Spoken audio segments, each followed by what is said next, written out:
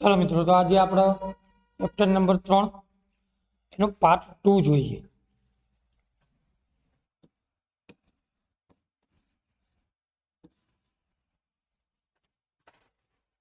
पहला भागनी अंदर આપણે કંઈક એવું કર્યું હતું કે ધાતુના ગુણધર્મો લખ્યા હતા, અધાતુના ગુણધર્મો લખ્યા હતા, એના કેટલાક અપવાદરૂપ ધાતુ અને અધાતુ વિશેની જાણકારી લીધી હતી। આજે થોડાક એનાથી આગળ જઈએ। આજ આપણે જોઈશું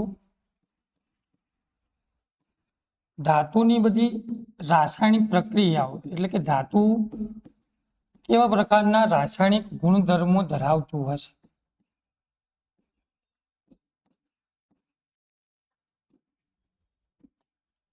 એમાં સૌથી પહેલી આપણે વાત કરવા જઈએ તો જો કોઈ ધાતુની ઓક્સિજન જોડે હું પ્રક્રિયા કરાવડાવું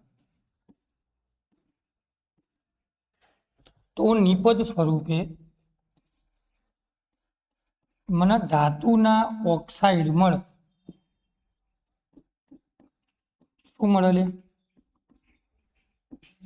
ધાતુના ઓક્સાઇડ જોવા મળે।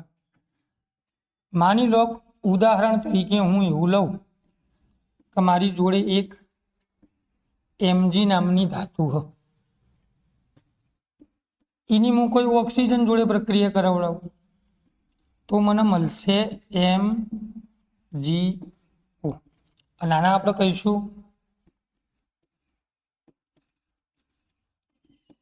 Magnesium oxide.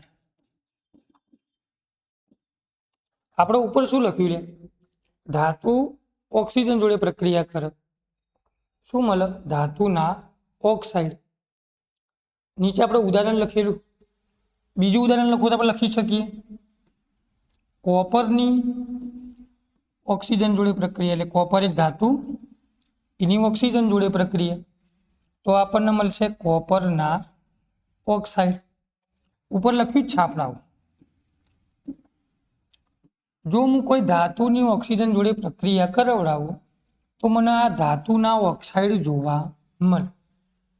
નિપજ સ્વરૂપે જેટલા પણ ધાતુના ઓક્સાઇડ આપણને જોવા મળશે ને, એ દરેક ઓક્સાઇડનો સ્વભાવ બેઝિક જોવા મળે। પણ એવું એ બની શકે કે કોઈક વખત એસિડિક અને કોઈક વખત બેઝિક બંને જોવા મળે। તો શું કરવાનું? તો જે ધાતુના ઓક્સાઇડ એસિડિક અને બેઝિક જોવા મળતા હોય ને, એના ઉભયધર્મી ઓક્સાઇડ અથવા તો ઉભયગુણી ઓક્સાઇડ, આવા બે નામથી એને ઓળખવામાં આવશે। ઓક્સિજન ધાતુ જોડે પ્રક્રિયા કરે એટલે ધાતુના ઓક્સાઇડ બનાવે। ઉદાહરણ આપણે નીચે લખેલા જ છે।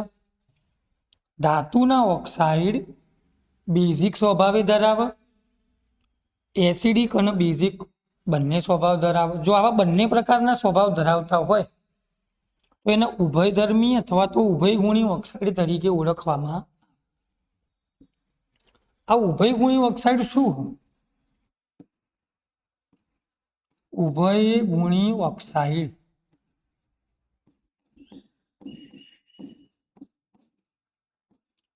બે ગુણની અંદર આવો પ્રશ્ન તમને પૂછાઈ શકે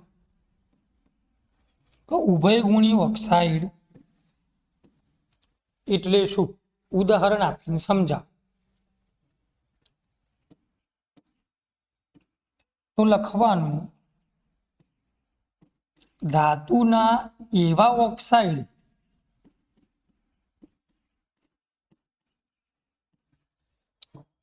કે જે એસિડ અને બેઝ આ બંને જોડે પ્રક્રિયા કરે,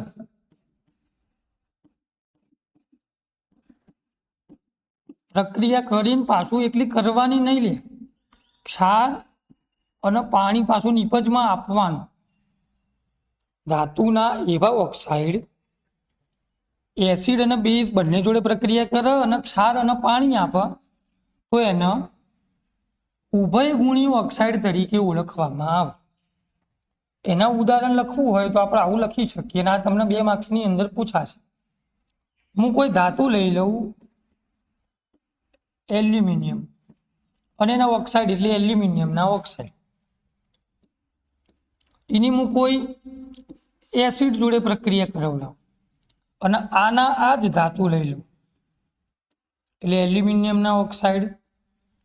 એની હું કોઈ બેઝ જોડે પ્રક્રિયા કરાવું એટલે હું NaOH લઈ લઉં તો નિપજ સ્વરૂપે મને કંઈક જોવા મળે. શું મળે? તો કે પાણી તો મળવાનું જ છે, તો પાણી તો લખી જ દઈશું આપણે.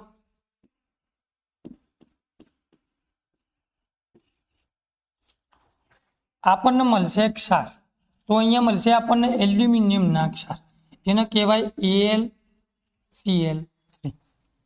શું કહેવાય? AlCl3. અહીંયા પણ તમને ક્ષાર મળશે. અહીંયા એલ્યુમિનિયમ હતો, અહીંયા તમને કંઈક આવું સમીકરણ જોવા મળે. આને કહીશું સોડિયમ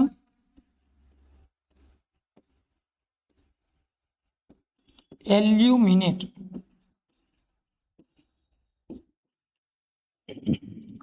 આ પણ એક ક્ષાર કહેવાય, આ પણ એક ક્ષાર કહેવાય. જે પ્રમાણે વ્યાખ્યા લખી ને એ પ્રમાણે જ આપણે સમીકરણ લખ્યું. ધાતુના ઓક્સાઇડ લઈ લીધા એટલે આપણે એલ્યુમિનિયમ ધાતુના ઓક્સાઇડ લીધા. પેલા એસિડ જોડે પ્રક્રિયા કરાવડાવી, પછી એની બેઝ જોડે પ્રક્રિયા કરાવડાવી. બંનેમાં આપણને ક્ષાર મળે એટલે એલ્યુમિનિયમ ક્લોરાઇડ એ પણ એક ક્ષાર કહેવાય. સોડિયમ એલ્યુમિનેટ એ પણ એક ક્ષાર કહેવાય. પાણી ઉત્પન્ન થાય તો આપણે પાણી ઉત્પન્ન કરીએ.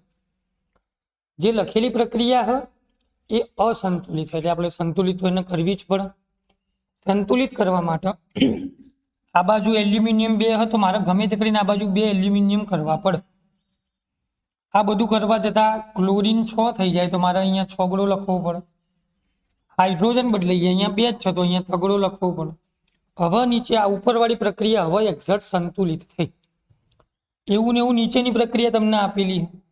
અહીંયા પણ એલ્યુમિનિયમ 1 તો પણ 2 હતો, મારે ગમે તે કરીને અહીંયા બગડું લખવું પડે. 2 સોડિયમ છે તો અહીંયા મારે બગડું ફરીથી લખવું પડે. પ્રક્રિયા 2 sodium 2 sodium, 2 aluminium 2 aluminium, oxygen 2 દુ 4 ને 1 5, 2 ને 3 5, એ મતલબ હાઇડ્રોજન 2 તો હાઇડ્રોજન 2. પ્રક્રિયા સંપૂર્ણ સંતુલિત થઈ. આ કહેવાય ઉભયગુણી ઓક્સાઇડ. હમણાં આપણે ધાતુના ઓક્સાઇડ લખ્યા.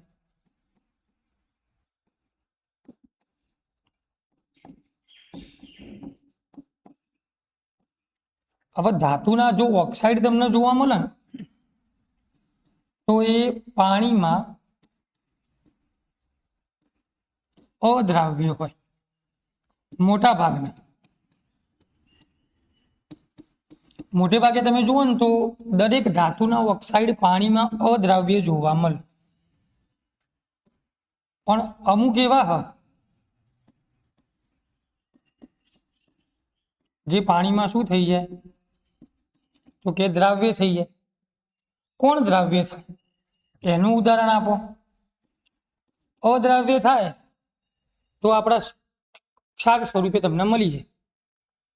પણ પાણીમાં દ્રાવ્ય નથી થતા તો શું લખવાનું? તો એના માટે એક સૂત્ર લખીએ આપણે K2O. આને કહેવાય પોટેશિયમના ઓક્સાઇડ. એની પાણી જોડે પ્રક્રિયા કરાવો તો તમને મળશે KOH.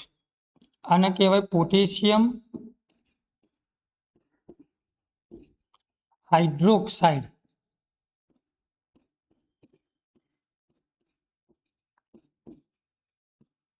મતલબ આ પોટેશિયમના હાઇડ્રોક્સાઇડ છે ને એ પાણીમાં દ્રાવ્ય થઈ જાય. પેલા દ્રાવ્ય થાય, મોટા ભાગે પ્રક્રિયા કરો ને તો એ લોકો અદ્રાવ્ય કે દ્રાવ્ય થાય નહીં. પણ જે અમુક દ્રાવ્ય થતા હોય, પોટેશિયમના હોય, સોડિયમના હોય, એ પણ પાણીમાં દ્રાવ્ય થતા આપણને જોવા મળે. અહીંયા મળશે આપણને NaOH. પ્રક્રિયા સંતુલિત કરવી હોય તો આગળ બગડો લખી દો, પ્રક્રિયા ઓટોમેટિક સંતુલિત થઈ જશે. ચલો રેડી. હવે આપણે બીજા નંબરની પ્રક્રિયા જોઈએ. કોઈ ધાતુ રહી અથવા તો તમે કોઈ ધાતુના ઓક્સાઇડ લઈ લો, એ ઓક્સિજન જોડે પ્રક્રિયા કરતા હતા તો ધાતુના ઓક્સાઇડ મળતા હતા એવું તો આપણે જોયું. પણ એવી બીજી કેટલીક ધાતુઓ હ કે ઓક્સિજન જોડે કેવી કેવી પ્રક્રિયાઓ કરે એ તમને એમસીક્યુમાં પૂછાઈ શકે. તો મારી જોડે બે ધાતુઓ, એક પોટેશિયમ હ અને બીજું સોડિયમ. આ શું કરશે તો કે તમે ઓક્સિજન જોડે પ્રક્રિયા કરાવડાવો, એને પ્રક્રિયા ના કરાવો ને, ખાલી તમે હવામાં રાખો ને તો આ લોકો સળગી જાય. પ્રક્રિયા કરાવવાની જરૂર નહીં, તરત જ શું થઈ જાય, સળગી જ જાય. હવે સળગવા ના દેવું હોય ને આપણે બીજા કોઈ જોડે પ્રક્રિયા કરાવી શું કરવું પડે, તો આપણે એવું કંઈક કરવું પડે કે ઓક્સિજનથી દૂર રાખવાનું. એટલા માટે પ્રયોગશાળામાં પોટેશિયમ અને સોડિયમ એ બેને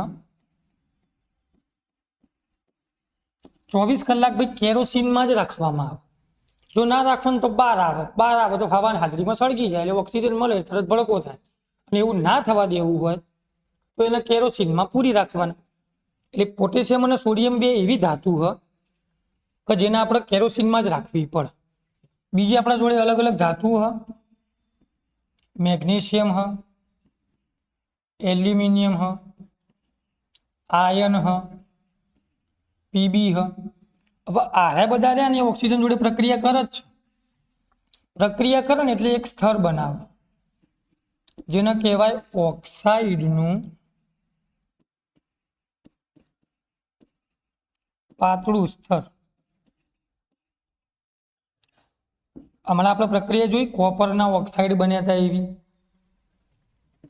હમણાં આપણે પ્રક્રિયા જોઈ હતી મેગ્નેશિયમના ઓક્સાઇડ બનતા હતા એવી. હમણાં આપણે પ્રક્રિયા જોઈ એલ્યુમિનિયમના ઓક્સાઇડ બનતા હતા એવી. એના પહેલા આપણે ચેપ્ટર નંબર 1માં એક પ્રક્રિયા શીખ્યા હતા, લોખંડના ઓક્સાઇડ બનતા હતા એવી. તો લોકો શું કરે, ઓક્સિજનની જોડે પ્રક્રિયા તો કરશે પણ ઓક્સાઇડનું એક પાતળું શું બનાવશે તો કે સ્તર બનાવશે. બીજી બે ધાતુઓ હ એજી અને એયુ. એટલે એક હ ચાંદી અને બીજું હ સોનું. આ બંને શું કરે ખબર, ડાયરેક્ટ ના જ પાડી દેવાની, મારે ઓક્સિજન જોડે કોઈ લેવા દેવા નહીં. એટલે આ લોકો સીધી ના પાડે ભાઈ મારે ઓક્સિજન જોડે કોઈ પ્રક્રિયા કરવાની થતી નહીં. ચાંદી હોય અને સોનું હોય એ ઓક્સિજન જોડે પ્રક્રિયા આપતા જ નહીં, પ્રક્રિયા કરતા નથી. એટલે સીધું શું કરી દે, ના પાડી દે. આ પાતળું સ્તર બનાવે ને તો માની લો મૂળ લોખંડ ઓક્સિજનની હાજરીમાં સળગાઈ રહ્યું તો શું થાય, લોખંડ ભાઈ કદી સળગ ના, એટલે લોખંડ બળતું નહીં, લોખંડ કદી બળતું નથી. એવી રીતે કોપર પણ કદી બળતું નહીં, પણ ઓક્સાઇડનું સ્તર બનાવે, જો ઓક્સિજનની હાજરીમાં સળગાવે તો બળે ના, પણ એક લાલ કલર જોવા મળે. એટલે લાલ રંગનું તમને લોખંડ જોવા મળશે. કોપર હોય તો એ બળતું નહીં પણ એના કોપર ઉપર તમને કાળો રંગ જોવા મળે. આવું થાય એટલે લોખંડના ઓક્સાઇડ મળે, આવું થાય એટલે તમને કોપરના ઓક્સાઇડ મળે. તો આવી કઈક પ્રક્રિયા ઓક્સિજન જોડે આવી અલગ અલગ પ્રકારની ધાતુઓ કરતી હોય એવું કહી શકીએ. ચલો રેડી, ઓકે.